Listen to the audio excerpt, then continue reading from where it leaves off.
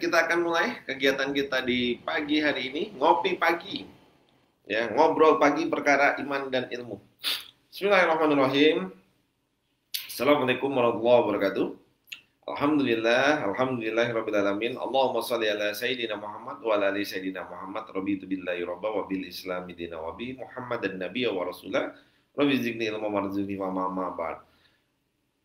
Alhamdulillah, hari ini di hari Jumat yang penuh dengan keberkahan. Hari ini kita bisa silaturahim lagi di acara Kopi Pagi, ngobrol pagi perkara iman dan ilmu dengan tema problem solving. Nah, jadi penyelesaian masalah baik dalam hidup dan juga dalam bisnis kita, insya Allah. Tapi sobatku sekalian, semoga kita semua di pagi hari ini selalu Allah berikan kekuatan, kesehatan, dan juga selalu Allah beri hidayah untuk sehingga kita bisa belajar, mendapatkan ilmu yang manfaat, yang bisa kita praktekkan untuk menjadikan kehidupan kita jadi jauh lebih baik lagi. Ya. Dan salawat dan salam semoga selalu tercurah kepada Nabi besar kita Muhammad SAW. Sahabat, teman-temanku sekalian di seluruh Indonesia, dan juga santri-santri karyaku. Nah, insya Allah hari ini kita akan ngobrol, ya. Seringkali banyak orang ngerasa, aduh pusing ya, banyak masalah gitu ya. Masalah satu nggak selesai, ada lagi masalah. Ini belum kelar, ada lagi masalah gitu ya. Rasa-rasanya kok hidup ini penuh dengan masalah gitu ya. Ada yang ngerasa kayak gitu. Masalah kok nggak ada habis-habisnya, di satu baru kelar, napas dikit udah ada lagi gitu ya. Bahkan kadang datangnya bertubi-tubi sampai kayaknya kan babak belur kita dihadapkan dengan masalah ini. Sahabatku sekalian, seringkali kita ngerasa bahwa masalah itu bisa jadi membuat kita jadi jatuh, drop, down, frustasi, depresi gitu ya. Bahkan sampai bunuh diri mungkin ada gitu ya. Nah, maka ada satu hikmah menarik. Kalau kita ngelihat, saya punya nanam beberapa kurma ya. Kalau dibilang kebun belum gede-gede banget gitu. Tapi saya senang budidaya kurma gitu. Jadi saya nanamin kurma itu dari biji gitu. Sampai beberapa tahun terakhir ini sampai kurmanya udah besar-besar gitu ya. Ada hal yang menarik dari cerita saya nanam kurma ini gitu ya. Jadi kurma-kurma ini sudah hampir mungkin tahun 2012 pertama kali saya nanam. Itu saya tanam, kalau ditanam dia akan tumbuh gitu ya. Nah, ternyata ada yang sengaja ditanam, ditaruh di polybag, dan ada yang kadang-kadang nggak sengaja dia kelempar, ketanam di tanah gitu ya. Nah, saya mengamati ternyata pertumbuhan yang di polybag sama dirawat khusus gitu dengan kondisi yang sangat baik, semuanya disiapkan, dengan yang dia tumbuh di tanah, ketumpuk-tumpuk batu dan yang lainnya ternyata berbeda sekali gitu. Ternyata kurma yang saya tanam itu di polybag gitu ya, dia rentan stres, gampang layu, bahkan gampang mati. Ya, ini dipindah sedikit ke ini udah stres gitu ya. Dia kan kurang air dikit stres mati gitu. Nah, yang menarik ternyata kurma yang ketanam di asal-asalan gitu, kadang ketumpuk dengan batu, ternyata lebih kuat, lebih survive, dan lebih hebat gitu. Nah, terus ini saya pelajari, ternyata apa bedanya? Ternyata kurma yang saya tanam di polybag itu dia, pertumbuhannya itu dia nggak ada yang menghalangi. Jadi ditanam, seret, ini kasih ram, atau dia tumbuh, udah berakar, atau cepat besar gitu ya. Nah, tapi kurma yang saya tanam dia bukan ditanam dengan khusus, hanya saya lempar dan kadang ketutup dengan batu. Ada bayangin misalnya ini biji kurma gitu misalnya. Lalu di atasnya ini ada batu nih, nah kira gitu. Ini ada kebayangan gitu kan. Jadi kurmanya itu ketutup batu gitu. Nah, pertumbuhannya lambat. Jadi yang di polybag tadi itu udah tumbuh besar, udah segini. Ini yang ketutupan batu ini dia nggak nongol-nongol. Karena apa? Karena dia ketutupan, ketekan gitu, tertekan. Nah, yang tertekan ini ternyata ketika dia mau nongol, dia nggak bisa. Akhirnya apa yang terjadi? Dia nongolin akarnya ke dalam, semakin dalam, semakin dalam, semakin dalam, semakin dalam, sampai dia punya kekuatan untuk akhirnya biji kurma ini tadi mencari celah-celah atau bahkan kadang bisa membuat batunya itu tersingkir. Dan akhirnya apa? Akarnya begitu kuat. Nah, ketika akarnya kuat, batangnya kuat, ketika dia tumbuh nggak gampang stres. Ada hikmah menarik. Hikmah menariknya ternyata tekanan ini itu yang membuat kurma itu kuat. Kurma yang nggak mendapatkan tekanan malah gampang stres, gampang mati. Tapi kurma yang tadi penuh dengan tekanan tadi, dia jadi kuat, akarnya kuat, batangnya kuat. Nah, jadi saya hanya berpikir, jadi tekanan itu ternyata justru dibutuhkan sama kurma. Akhirnya saya nanam kurma sekarang itu kadang sering saya taruh tumbuk di atasnya ada batunya, ada ininya gitu ya. Sehingga sampai saya akhirnya berkata, iya ya orang tua saya ini dulu didik saya itu dengan keras banget dan penuh dengan tekanan. Jangan-jangan ini yang membuat saya kuat. Jadi saat dalam kehidupan itu ternyata kadang seringkali kita nggak paham gitu, salah paham, gagal paham gitu. Seringkali kita stres, mengeluh, menangis, frustasi, depresi dengan tekanan-tekanan hidup yang menghampiri kita. Gitu. Seringkali kita sedih, kecewa gitu dengan tekanan-tekanan yang ada di dalam perusahaan dan juga ada dalam bisnis kita. Tapi belajar dari kurma tadi ternyata sesungguhnya kita butuh tekanan itu untuk menjadi lebih kuat gitu. Sehingga ketika Allah menguji kita, ya hidup kita seolah-olah banyak tekanan, justru itu cara Allah menguatkan kita untuk kita bisa menjadi orang-orang yang kuat, untuk membuat kita menjadi orang-orang yang hebat, untuk menjadi orang-orang yang luar biasa. Dan kalau hidup kita nggak banyak tekanan, maksudnya tidak banyak ujian yang kita lewati, jangan-jangan kita kualitasnya kualitas tempe, kualitas kerupuk, kena siram dikit melempem gitu. Maka sahabatku sekalian, ketika hidup kita itu seolah-olah banyak tekanan dan masalah, maka janganlah bersedih hati. Terus kita berintrospeksi, memohon bermunajat kepada Allah. Bisa jadi itu adalah cara Allah untuk menguatkan kita. Bisa jadi itu cara Allah untuk menjadikan kita hebat dan luar biasa, ya kira gitu. Nah, tapi yang maha hebat itu hanya Allah. Kita sesungguhnya ini hanyalah ya makhluk Allah yang dipinjam badannya untuk berbuat kebaikan. Maka poinnya penting, sahabatku sekalian, ketika kita menghadapi masalah, ujian, tekanan, yang paling pertama yang harus kita lakukan adalah bermunajat kepada Allah, tawakal kepada Allah, bersujud kepada Allah. Apa yang harus kita lakukan? Berdoa. Karena Allah lah yang maha bisa memberi penyelesaian. Nah, lalu kalau nambah banyak masalahnya. Saya tadinya itu waktu pas masih ya agak-agak sedikit nakal-nakal dikit, kayaknya hidup itu banyak bahagianya gitu, banyak seneng-senengnya gitu ya. Nggak banyak masalahnya. Kok pas saya hijrah, pas saya tobat kok malah jadi banyak masalah ya. Nah, ada mungkin yang ngerasa kayak gitu. Ada yang ngerasa, aduh saya kerja di perusahaan ini kok banyak masalah. Ada yang kerja, aduh ada yang ngerasa, sudah saya bisnis ini kok banyak masalah, banyak tekanan gitu. Nah, langkah kedua yang akan kita bahas, bagaimana ya caranya kita menyelesaikan masalah ini. Tapi yang pertama, tadi yang harus kita pahami adalah masalah itu atau tekanan itu adalah cara Allah untuk menguatkan kita. Ya, cara Allah untuk membuat kita jadi lebih baik atau kuat. Maka pahami prinsip yang pertama, jangan bersedih, tapi apa? Selalu introspeksi. Kalau memang ini adalah ujian yang datang dari Allah untuk menguatkan kita, insya Allah ridho dan juga kita kuatkan diri kita, ya. Nah, semoga masalah yang menghadapi kita itu bukan azab, ya, bukan murkanya Allah, tapi itu semoga adalah ujian yang membuat kita akan jadi lebih baik. Nah, kawan-kawan nanti kita akan membahas 4 bentuk ujian yang datang kepada kita, ya. Hari ini kita tidak membahas poin itu karena sesungguhnya itu kalau di dalam kuadrannya itu ada 4, ya. Ada yang masalah datang itu adalah karena bentuk apa namanya sayangnya Allah dengan kita dalam bentuk ujian yang akan menaikkan derajat kita.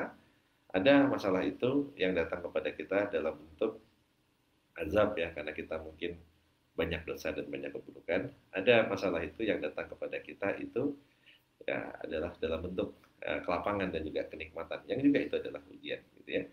Nah, jadi ada juga masalah itu yang datang kepada kita yang dalam bentuk seolah-olah itu adalah kenikmatan ya, tapi itu sebenarnya Allah sedang menyuapi kita, namanya istijab. Nah, jadi dari 4 ini kita nggak tahu nih ya, yang sedang kita hadiri ini apa. Apakah kita ini sedang mendapatkan azab, apakah kita sedang mendapatkan ujian? Ya ini dua-duanya yang seolah-olah kayaknya buruk, ataukah kita ini sedang mendapatkan yang namanya rizki, ya ujian dalam kelapangan, ataukah kita sedang dapat, nah istijrot nih, ya kita nggak baik tapi kok Allah kasih kebaikan gitu. Nah maka ini adalah ujian dalam bentuk kelapangan. Kita akan bahas 4 ini tapi nggak hari ini ya. Hari ini kita bahasnya tadi adalah problem solving. Nah ini tadi yang terjadi. Ini kalau bibit kurmanya memang hasilnya bagus, tapi kalau bibitnya bukan kurma, misalnya bibitnya adalah ubi jalar atau yang lainnya, secara sunatullahnya tidak akan eksis dalam tekanan. Ya, sebenarnya apapun itu, bahkan kecambah, bahkan apapun itu, ya. Kalau dalam konteks tadi tekanan, karena saya petani gitu ya, saya punya banyak apa namanya experience di bidang pertanian. Pada dasarnya hampir semua bukan hanya kurma gitu ya, hampir semua tumbuhan itu dia akan mencari eksistensi. Dan juga dalam konteksnya Allah itu menciptakan kita insya Allah ya. Kita ini kan bukan kayak tadi, bukan kayak umbi-umbian ya. Dalam konteks kita tadi saya mencontohkan sebuah analogi. Tapi poin yang menjadi pelajaran buat kita adalah ya kita lihat bahwa Husnudzon sama Allah ketika kita dikasih ujian itu adalah bentuk cara Allah untuk menguatkan kita. Maka tadi saya gambarkan empat kondisi-kondisi yang tadi saya sampaikan. Baik, sahabat sekalian, maka berhusnudzon kepada Allah inilah yang menjadi penting. Maka pertanyaan yang kedua, prinsip yang kedua. Prinsip yang pertama tadi yang kita bahas adalah apa? Memahami bahwa ujian itu insya Allah datang itu untuk menguatkan kita. Karena apa? Tekanan yang datang kepada kita, ujian yang datang kepada kita sejatinya adalah untuk menguatkan kita. Yang kedua ini adalah bagaimana cara kita menyelesaikan masalah. Kalau tadi ada masalahnya, yang kedua ini adalah bagaimana cara kita menyelesaikan masalah atau problem solving. Nah, dalam problem solving ini saya mau memberikan pertanyaan kepada Anda. Kira-kira selama ini ketika Anda mengalami ujian, ketika Anda sedang pusing dengan sesuatu, gitu, atau Anda sedang ingin menyelesaikan sesuatu, mana dulu yang Anda lakukan? Yang pertama, mencari ilmu dan strateginya dulu. Atau yang kedua, iman dan takwa dulu kepada Allah. Nah, ini ada ujian nih, ada masalah nih. Atau, oh ini lagi, saya pengen lagi menyelesaikan masalah perusahaan nih. Oh, omset kita turun, kita harus naikin omset perusahaan gitu. Oh ini kita lagi banyak masalah di SDM gitu. Mana dulu nih? Belajar ilmunya dulu atau iman dulu sama Allah. Nah, kira-kira yang mana? Coba tolong dijawab di kolom chat. Nah, saya pengen tahu teman-teman masih nyimak atau enggak nih. Iman dulu baru ilmu atau ilmu dulu baru iman. Nah, kira-kira gitu kan? Strategi ya, yang kita cari itu strategi dan tawakal atau tawakal dan strategi. Nah, mana duluan nih? Aduh, Masya Allah nih. Ada Umiati, Masya Allah, Insya Allah, Umi, besok saya ke Solo, ya, salam buat teman-teman di sana, wabikum warahmatullah, ya, salam buat Abi, Insya Allah saya selalu lagi besok. Ada Henny nih di Jogja, saya live dari Jogja nih, Hen. Ya, Insya Allah. Ada dari Bandung, hadir semuanya. Baru satu yang jawab, oh dua, sudahan, ada dua. Oke. Wah, Masya Allah. Ini kalau di dalam majelis kayak gini selalu jawabannya baik-baik banget ini kayaknya. Tapi coba jujur brutal deh. Ada dalam kehidupan sehari-hari ketika Anda dihadapkan dengan masalah, ya. Kalau Anda dihadapkan dengan masalah, ketika kehidupan sehari-hari kita, ya. Ya, nah ini yang jawab nih, Nana Mutakin. Teorinya iman dulu, Coach. Tapi gimana ya caranya bisa udah. Jadi saya tuh ya kadang gini ya, memang betul kalau di dalam konteksnya kita teori atau yang ini, kita selalu berbicara adalah kayaknya seolah iman dulu gitu. Prakteknya, pada saat kita pusing, kita stres, kan kita pasti selalu bilang, gimana ya caranya ya? Belajar ke siapa ya? Ikut workshop apa ya? Cari seminar apa ya? Konsultasi ke siapa ya? Prakteknya mostly mayoritas, ini kalau saya yang fakir ilmu dulu gitu ya, selalu saya kalau ada masalah pasti saya baca buku, cari di buku, nonton YouTube gitu ya, tanya konsultasi ke orang gitu. Jadi dulu itu saya kalau lagi ada masalah, selalu yang saya pikirkan adalah gimana cara penyelesaiannya gitu ya. Jadi bahkan saya gunakan setumpuk buku manajemen gitu ya. Saya cari literaturnya gitu ya. Kenapa? Karena otak saya otak sistem, otak strategi gitu. Jadi kalau ada masalah pasti penyelesaian masalah, problem solving dalam teori bagaimana penyelesaian masalah, udah literasinya saya pakai literasi. Ya kayak orang skripsi, masalah setelah ketahuan masalahnya lalu diriset, dibuat metodologinya, kayak kira gitu, penyelesaian masalahnya seperti apa, ketemu metodologinya, dibuat penelitian, risetnya diuji cobakan, lalu disimpulkan. Prakteknya pada dasarnya seperti itu. Dalam bisnis, kita ketika ada masalah atau ini omset nggak tercapai, apa yang dilakukan? Wah, kita evaluasi marketingnya. Cek deh, Anda setiap bulan ketika omset nggak achieve, ketika target nggak achieve, ketika apa yang sudah Anda rencanakan dalam bisnis nggak achieve, apa yang Anda lakukan? Apa yang Anda evaluasi? Ya di sini mungkin ngomongnya wah iman gitu. Tapi prakteknya seringkali kita apa? Di lapangan, ketika omset nggak achieve, kita cari itu karyawan. Gimana sih jualannya nggak benar gitu? Gimana sih ininya nggak benar? Kita lalu ceknya apa? Ceknya kita poinnya KPI yang kita cek adalah strategi. Gimana strateginya? Kemana? Udah lakukan apa? Udah gini. Kita selalu ngelihatnya dalam aspeknya, mostly mayoritas adalah strateginya. Mostly yang kita lakukan adalah secara kontekstualnya adalah ini. Kenapa kok kita nggak dapat penghasilan yang gede? Kenapa kok kayak gini? Kenapa kok begitu? Gimana ya caranya? Nah, inilah yang sering kali Anda cek evaluasi pada saat meeting bulanan, meeting mingguan, meeting pekanan gitu. Kita selalu flashback-nya, baliknya yang kita cari adalah apa? Yang kita selalu pikirkan, yang kita selalu cari ilmunya, caranya. Bahkan Anda bela-belain ikut workshop yang harganya puluhan juta, gitu. Anda bela-belain ikut seminar jauh-jauh kemana-mana.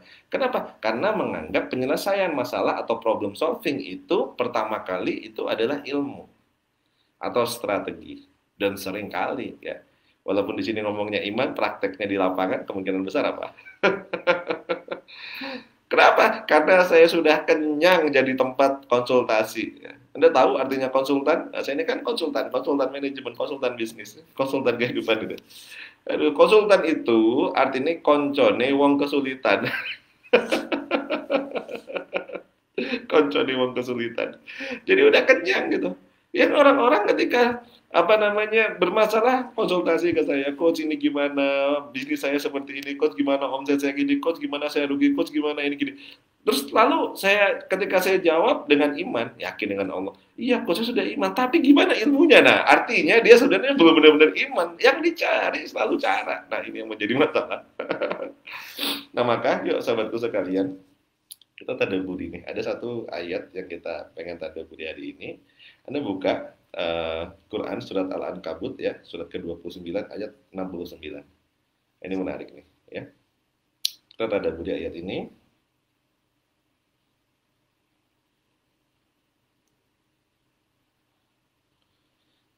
Dan orang-orang yang berjihad untuk mencari keridhaan kami, kata Allah. Ya, ini saya bacakan terjemahnya. Teman-teman kalau seandainya ada Quran boleh dilihat dan dibaca. Kami akan tunjukkan kepada mereka jalan-jalan kami. Dan sungguh Allah berserta dengan orang-orang yang berbuat kebaikan. Nah, maka apa insight-nya di sini? Coba kita tadabburi di sini. Orang-orang yang berjihad atau berjuang di jalan kami, jalan Allah, untuk mencari keridhaan kami. Jadi kata Allah, satu steppingnya adalah orang yang berjuang di jalan untuk mencari keridhaannya. Yang kedua, kami tunjukkan kepada mereka jalan kami. Nah, jadi ternyata dalam konteks ini adalah mencari ridho Allah dulu, baru dikasih jalan. Mencari ridho Allah dulu, baru dikasih solusi. Ya, kalau kita baca lagi di surat banyak lagi surat yang lain, At-Talaq ayat 2, wa may yattaqillah, bertakwalah kepada Allah, maka Allah akan datangkan jalan keluar. Nah, maka problem solving itu ya kalau kita ngelihat banyak orang berpikir adalah yang dicari itu jalan dulu. Yang dicari solusi, yang dicari itu adalah strateginya dulu. Yang dicari itu adalah ilmu. Jadi seolah-olah kita mencari itu terus gitu, mencoba untuk menyelesaikan masalah. Padahal kata Allah, kalau kita cari ridho Allah dulu, kalau kita iman dulu, kalau kita takwa dulu, kalau kita mencari Allah dulu, Allah yang siapin solusinya. Allah yang kasih petunjuk. Allah yang akan datangin solusinya. Allah yang kasih petunjuk bagi kita gitu. Nah, maka kuncinya apa? Kuncinya cari ridho Allah. Kalau kita mencari ridho Allah, Allah akan kasih petunjuknya, gitu ya. Allah akan kasih petunjuknya. Berarti kalau kemarin kita nyambung dari BHSN, bersihkan hati, sempurnakan niat, gitu ya. Maka apa yang harus benar-benar kita tanamkan, sahabatku sekalian, teman-temanku sekalian? Maka yang pertama adalah sempurnakan dulu nih ya. Bagaimana ketawakalan kita kepada Allah, baru nanti Allah yang serahkan sama Allah, bagaimana Allah akan menunjukkan cara dan jalan menyelesaikan masalahnya. Gitu. Dulu nggak kebalik. Wah, ikut seminar workshop kemana-mana dulu, ya, mentok, nabrak sana, nabrak sini, masuk jurang, masuk parit gitu ya, baru sujud minta sama Allah. Akhirnya apa? Udah babak belur duluan gitu ya, udah babak belur duluan. Nah, sekarang ketika sudah mulai memahami gitu SOP yang Allah berikan gitu ya, oh ternyata SOP-nya kayak gini gitu ya. SOP-nya ternyata bukan kita apa namanya mencari dengan otak kita dulu solusinya, bukan mencari dengan otak kita dulu ilmunya gitu. Jadi sehingga ketika saya di perusahaan saya nggak optimal, dulu yang menjadi saya cek KPI-nya adalah, wah ini ada usaha nih, ada outlet, saya jualan ada kuliner gitu. Kok omsetnya kecil terus ini? Wah iya Pak, ini pandemi. Oh ya, cari caranya gimana, cari lihat apa yang pandemi yang dilakukan, kita buat produk apa gitu. Tapi kok nggak naik-naik juga, ya naik cuma sedikit, habis itu nggak signifikan turun lagi. Oh kita buat promo, iklan, buat digital marketing, buat ini, naik lagi, kok turun lagi ya gitu. Nah dulu selalu yang dievaluasi adalah strategiknya, evaluasi strategik.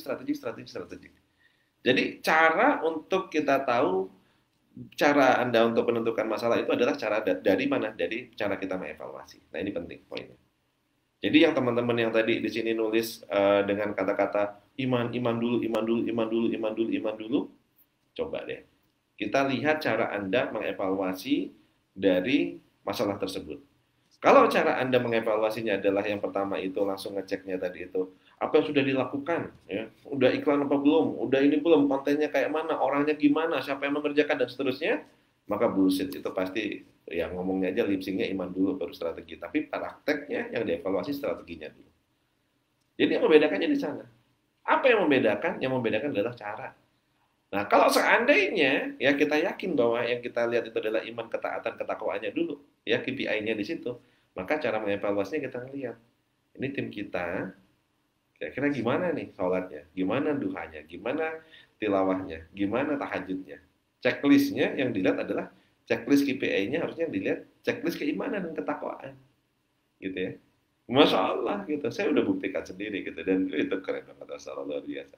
Oh ternyata seperti itu ya gitu. Ternyata kesalahan selama ini kita nggak pakai SOP, kita nggak pakai SOP yang sudah Allah siapin gitu ya. Karena SOP-nya tadi bilang apa? Cari ridho Allah dulu, maka ditunjukin jalan kata Allah. Cari ridho Allah dulu, maka akan ditunjukkan dikasih solusi ya, kira-kira gitu.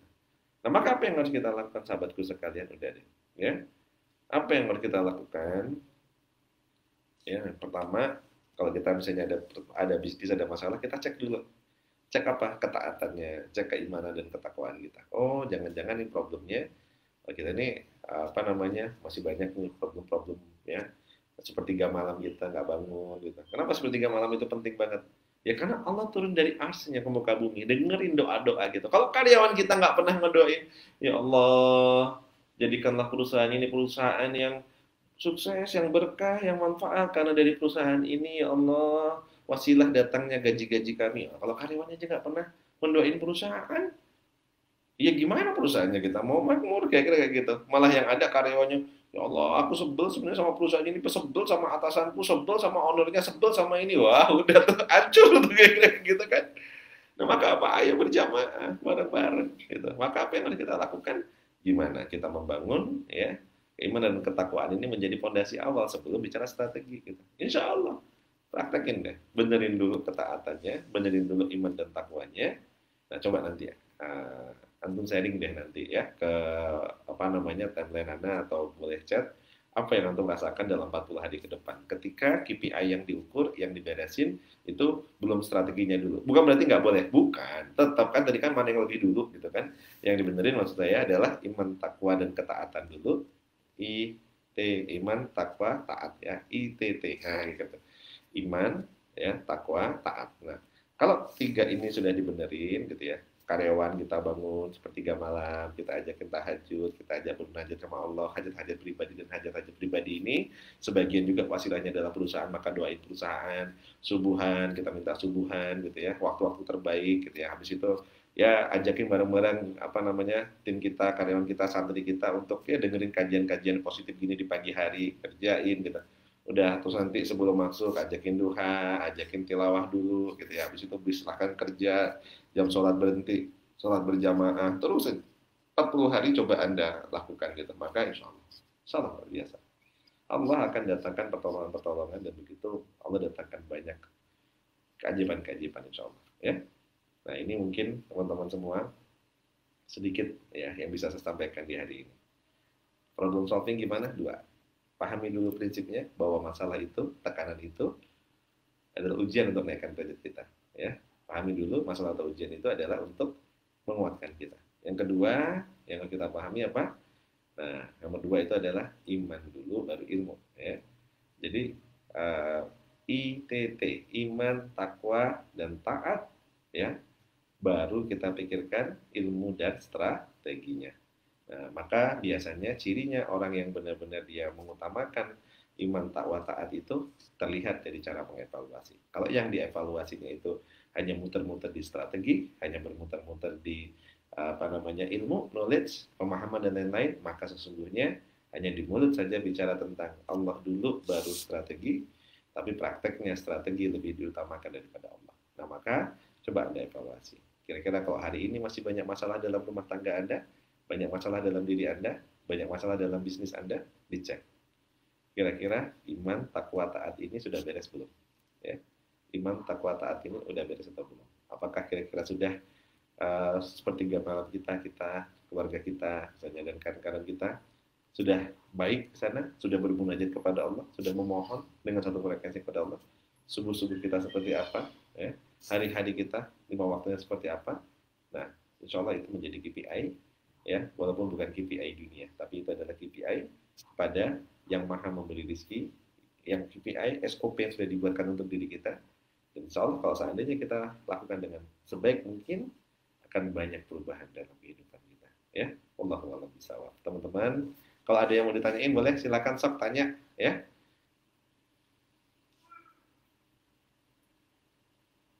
Ada yang tanya?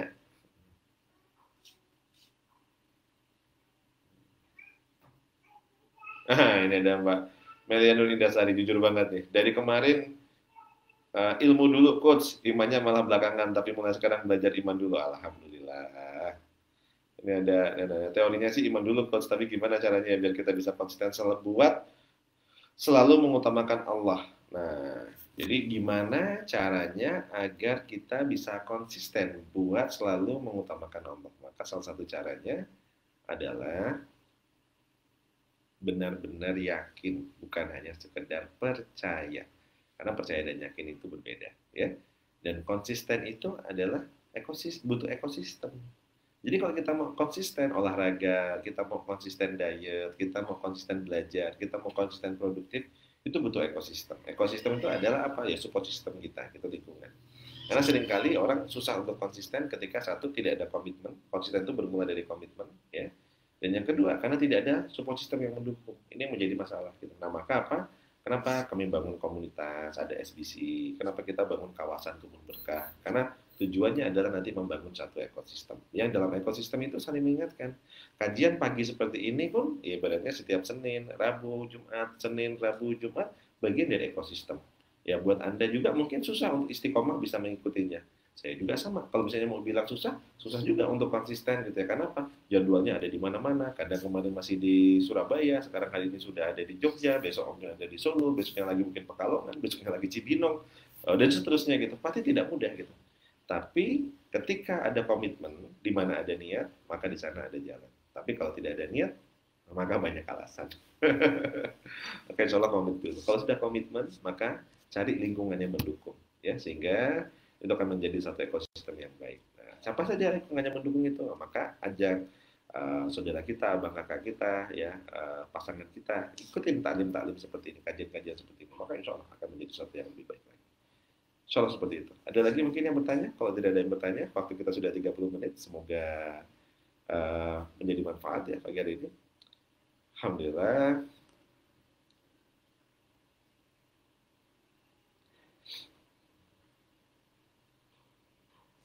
Nah, ini dia menarik nih, Umi.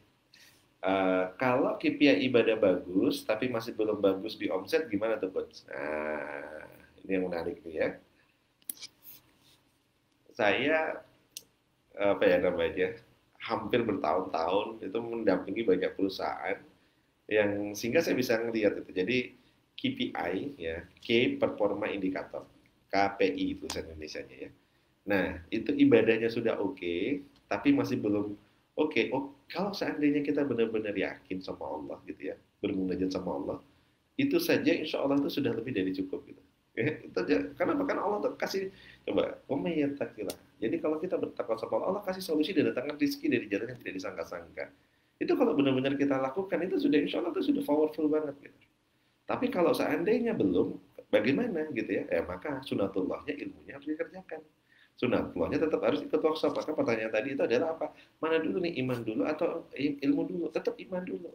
Nah, kalau ternyata iman ini sudah beres, masalah sama Allah nggak ada, 10 dosa besar kan yang dilakukan, tim kita sudah taat semua, kira-kira kayak gitu kan, dan kita kan lihat bawahnya sudah oke semua. Kok ternyata masih belum optimal, maka baru yang kedua, sunatullahnya dijalanin. Apa sunatullahnya? Ya tetap kita harus belajar, tetap kita harus bisa, tetap kita harus extreme execution. Ya, jadi nggak bisa juga kita seandainya hanya, oh udah deh pasrah, udah biarin aja, diam aja di rumah gitu. Nggak gitu. Ciri orang yang beriman, ciri orang yang yakin, maka dia akan menuangkan ilmu itu menjadi satu productivity yang luar biasa.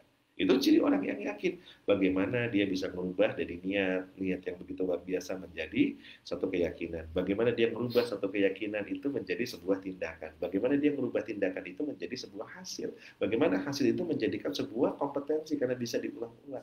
Bagaimana kompetensi itu adalah bermanfaat buat banyak orang.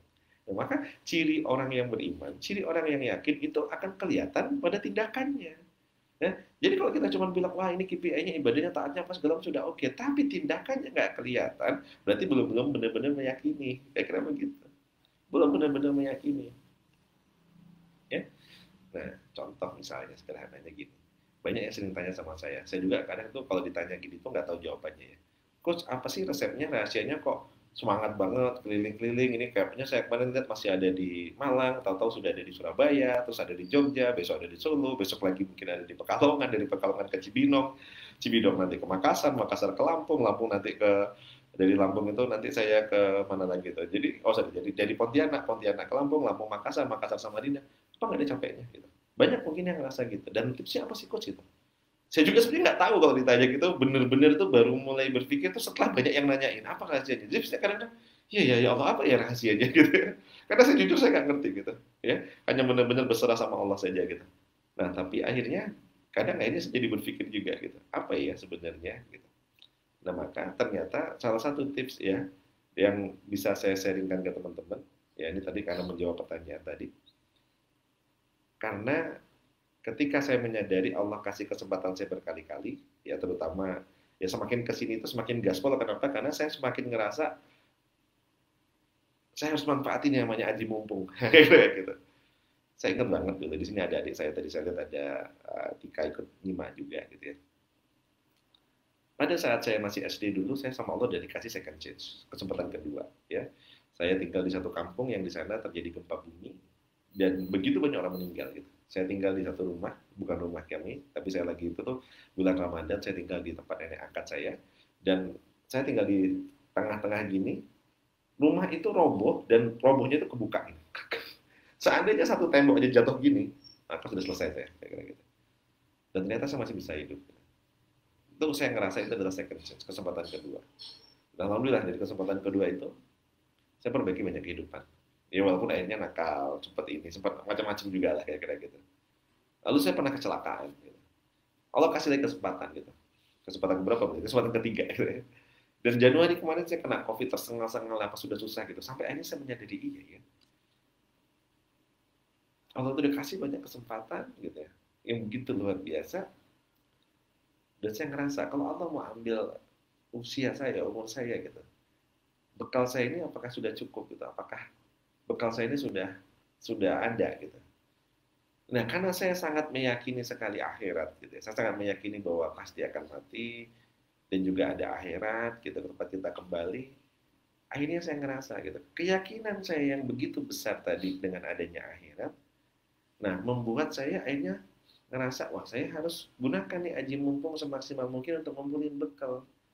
Kenapa? Karena bentuk yakinnya tadi dengan adanya akhirat, bentuk yakinnya ada kehidupan setelah kita mati. Nah, membuat saya itu harus produktif semaksimal mungkin. Saya takut untuk menyanyiakan ada waktu 1 menit, 2 menit yang sia-sia. Kenapa? Karena nanti di akhirat akan dimintai pertanggungjawabannya. Saya takut nggak produktif, ya. Saya takut tidak punya amal soleh, maka saya terus lakukan semaksimal mungkin. Nah, keyakinan itu ternyata berbuah dalam bentuk tindakan. Tindakan berbuah dalam bentuk produktivitas. Produktivitas berbuah dalam bentuk result, karya-karya, hasil, dan seterusnya. Result akhirnya menjadi sebuah kompetensi. Gitu. Nah, maka orang yang yakin, orang yang iman, insya Allah akan terlihat dalam tindakan. Kalau tindakannya tidak powerful, maka kemungkinan besar itu lip sync saja, hanya di bibir. Tapi tidak benar-benar meyakini. Semoga ini menjadi insight ya. Wallahualam bisawab, saya juga masih belajar. Saya ini fakir ilmu, tapi kenapa kok berani-beraninya buat kelas pagi kayak gini tiap hari? Ya karena tadi saya ngerasa saya nggak punya bekal. Gitu. Karena saya nggak punya bekal yang cukup, maka ya Allah titipin sedikit ya apa yang saya tahu pengalaman saya. Semoga ini menjadi ilmu yang manfaat. Dan saya memahami kalau saya sudah mati selesai amal ibadah saya. Nah maka bagaimana membuat majelis ilmu, semoga ini bisa menjadi amal jariah buat saya, orang tua saya, keluarga saya, dan juga buat teman-teman semua. Kenapa? Karena yakin tadi. Ya, insya Allah. Nah, itu tadi ya kira-kira semoga menjawab. Mohon maaf, apabila salah kata ya. Jawabnya kas hanya dengan pengetahuan yang saya miliki. Ya. Alhamdulillah, ketika percaya sama Allah, Maha kasih solusi, akhirnya dipertemukan dengan SPC. Oh, Masya Allah, nggak ada yang kebetulan, Insya Allah. Ya. Terus, ini ada pertanyaan lagi. Coba kita lihat. Lebih berat mana coach antara jaga niat dan amal? Ya. Menjaga niat dan juga amal sama-sama berat. Ya. Maka nggak usah dipikir. Tapi apa yang harus kita lakukan? Dijalani. Ya. Berat itu akan menjadi ringan kalau kita sudah biasa. Maka apa yang kita lakukan? Terus bersihkan hati. Sampai hari ini saya selalu berusaha gitu ya untuk bersihin hati. Makanya materi kemarin apa? BHSN. Bersihkan hati, sempurnakan niat. Ya. Dalam tindakannya, biar Allah yang menentukan. Karena kadang Allah itu punya cara yang nggak harus selalu dengan cara kita. Suka-suka Allah aja lah. Allah mau datengin caranya gimana. Bisnis kita bangkrut, babak belur, habis-habisan, ditinggalin karyawan, karyawan bedol desa, sedih rasanya kita ngeratap, kita pengen ini. Tapi ketika kita kembali sama Allah, ya suka-suka Allah mau beresinnya. Entah didatengin orang yang bagus, entah diketemuin dengan komunitas, entah diketemuin dengan guru yang baik, entah tahu-tahu dapat warisan, entah tahu-tahu apa, ya suka-suka Allah cara menyelesaikannya gitu. Nggak usah pakai nalar manusia kadang-kadang gitu. Nah, setelah itu apa? Maka agar hati kita jernih, bersih tadi itu, sepertiga malam hidupin gitu. Bermunajat sama Allah dihidupin. Nah, ketika hati kita sudah mulai lembut, sudah mulai nggak banyak komplain tadi itu, ketaatannya mulai tumbuh, insya Allah petunjuk-petunjuk itu akan lebih mudah untuk bisa kita lihat. Tapi kalau hati kita kotor, itu kita selalu yang dilihat yang negatif terus. Ada guru menyampaikan ilmu yang dilihat sisi negatifnya, sisi nggak bisanya, ininya, nggak taatnya, ini. Nah, itu kenapa hati kita belum bersih.